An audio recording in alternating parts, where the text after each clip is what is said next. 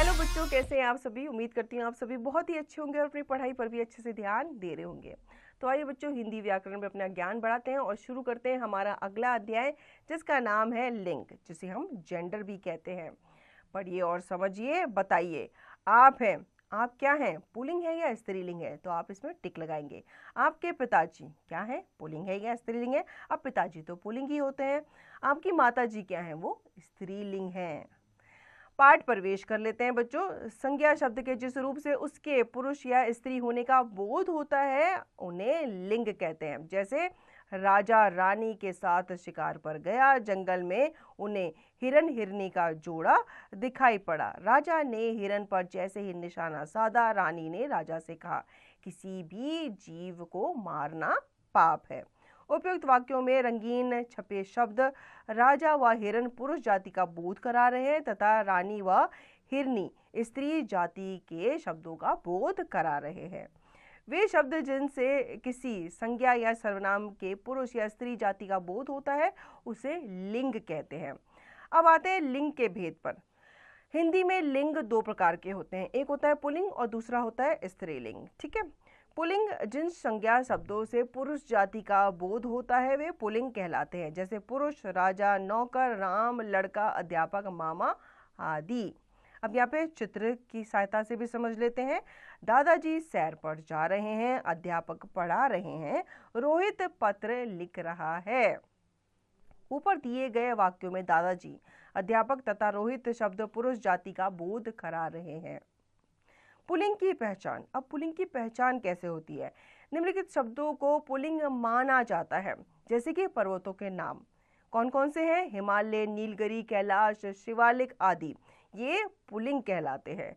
सागरों व महासागरों के नाम, अरब सागर, काला सागर, प्रशांत महासागर, हिंद महासागर। देशों के नाम, भारत, अमेरिका, रूस, जापान, चीन आदि। महाद्वीपों के नाम, Asia, Africa, Europe, America, Australia. पेड़ों के नाम, पीपल, नीम, बरगद, बबूल आदि। फलों के नाम, आम, केला, तरबूज, सेब आदि। फूलों के नाम, कमल, गुलाब, गेंदा आदि। अन्न के नाम, गेहूं, चना, मक्का, चावल, बाजरा आदि।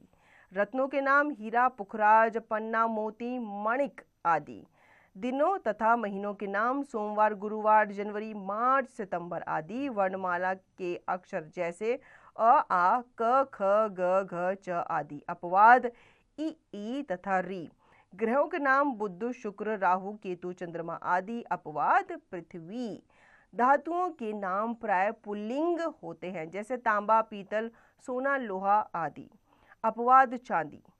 जिन संज्ञा शब्दों के अंत में त्व, पन, अक, आ, आपा आदि प्रत्यय होते हैं वे पुल्लिंग होते हैं, जैसे देवत्व, बचपन, गायक, लड़का, बुढ़ापा आदि। कुछ पुल्लिंग और स्त्रीलिंग शब्दों की पहचान नर तथा मादा लगाकर की जाती है, जैसे नर कोयल, मादा कोयल, नर गिलहरी, मादा गिलहरी, नर तितली, मादा तितली, नर मछली, मादा मछली।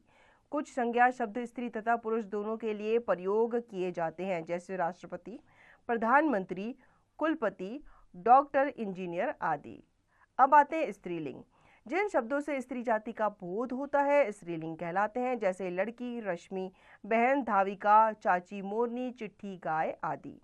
लड़की गीत गा रही है, रश्मि दौड़ रही है, माता जी पूजा कर रही है। ऊपर दिए गए वाक्यों में लड़की, रश्मि तथा माताजी शब्द स्त्री जाति का बोध करा रहे हैं। अब स्त्रीलिंग की पहचान कैसे हो। निम्नलिखित शब्दों को स्त्रीलिंग माना जाता है। भाषाओं, बोलियों और लिपियों के नाम ये स्त्रीलिंग होते हैं, जैसे कि देवनागरी, फारसी, हिंदी, अंग्रेजी आदि। नदियों और झीलों के नाम, गंगा, यमुना, नर्मदा आदि, और इनको हम माँ भी मानते हैं, तो ये सारी स्त्रीलिंग के अंतर्गत ही आ जाती हैं। तिथियों के नाम, प्रथमा, पूर्णिमा, एकादशी आदि। नक्षत्रों के नाम, कृतिका, रोहिणी आदि। पवित्र पुस्तकों के नाम, गीता, गीतांजलि आदि। तत्सम संज्ञा शब्दों को जो एक अकारांत है, शक्ति, नीति, जाति, हानि, कीर्ति आदि। अपवाद कवि, रवि आदि। हिंदी की इकारांत संज्ञाएं, बोली, नदी, रोटी, इलायची, चीनी, बीमारी आदि। अपवाद मोती, घी आदि। उ से अंत होने वाली तत्सम संज्ञाएं स्त्रीलिंग होती हैं, जैसे धातु, आयु, मृत्यु, ऋतु आदि। जिन शब्दों के अंत में इया, आई, आस, आवट, आहट आदि प्रत्यय लगते हैं, प्राय स्त्रीलिंग होते हैं, जैसे डिबिया, मिठाई, खटास, सजावट, घबराहट आदि। कुछ प्राणीवाचक शब्दों का प्रयोग केवल स्त्रीलिंग रूप में होता है, जैसे स्त्री, संतान, सुहागन आदि। शब्दों का लिंग परिवर्तन। पुल्लिंग से स्त्रीलिंग बनाने के कुछ नियम इस प्रकार हैं, जैसे आ लगाकर पुल्लिंग स्त्रीलिंग। छात्र का हो जाता है छात्रा, वृद्ध का हो जाता है वृद्धा, सुत का हो जाता है सुता, आचार्य का होता है आचार्या। ई लगाकर नर का हो जाता है नारी, नाना का हो जाता है नानी, मुर्गा का मुर्गी और पुत्र का हो जाता है पुत्री। अब है ईया लगाकर चूहा, चूहिया, गुड्डा, गुड़िया, बूढ़ा, बुढ़िया, चिड़ा, चिड़िया। नी लगाकर शेर, शेरनी, मोर, मोरनी, भील, भीलनी, ऊंट, ऊंटनी। आइन लगाकर नाई, नाइन, ठाकुर, ठकुराइन, लाला, ललाइन, पंडित, पंडिताइन। आनी लगाकर सेठ, सेठानी, नौकर, नौकरानी, देवर, देवरानी, खानदान, खानदानी। इका लगाकर नायक, नायिका, सेवक, सेविका, लेखक, लेखिका, गायक, गायिका।